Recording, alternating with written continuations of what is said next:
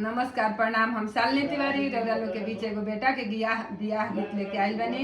ओकरा के देखी जा, सुनी जा, आ गाई जा भी। लगन के दिन बा। आ लाइक सब्सक्राइब जरूर करो जा, कमेंट करके बताइब जा कि कैसा लागल। अरे चंपा रे चमेली तारा कवना दुल्हा हो, ओ नयना से बाबू के नीरा ढरे हो, ओ नयना से बाबू के नीरा ढरे हो। दुआरा से आइले अपना पापा हो, काहे बाबू के नयनवा ढरे हो, ओ काहे बाबू के नयनवा ढरे हो। हमारो बियाहवा पापा दूर देश कैला हो, केहू ना बरियतिया जइहे हो, केहू ना बरियतिया जइहे हो।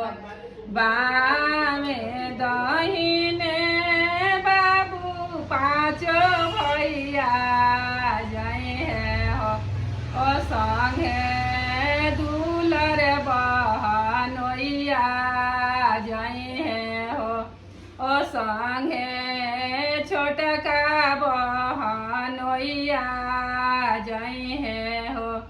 दान दहेज बाबू टारकवा लदिया हो, ओ पियर धोती बहनोइया के दिया हो, ओ पियर धोती बहनोइया के दिया हो।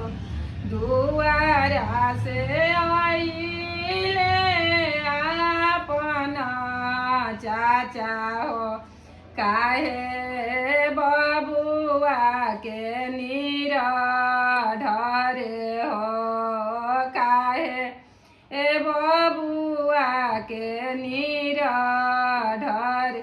हमारो बियाहवा चाचा दूर देश कैला हो, केहू ना बरियतिया जइहे हो। बामे दहिने बाबू तोहर भैया जइहे हो, ओ संगे सब बहनोइया जइहे हो, ओ संगे सब बहनोइया जइहे हो।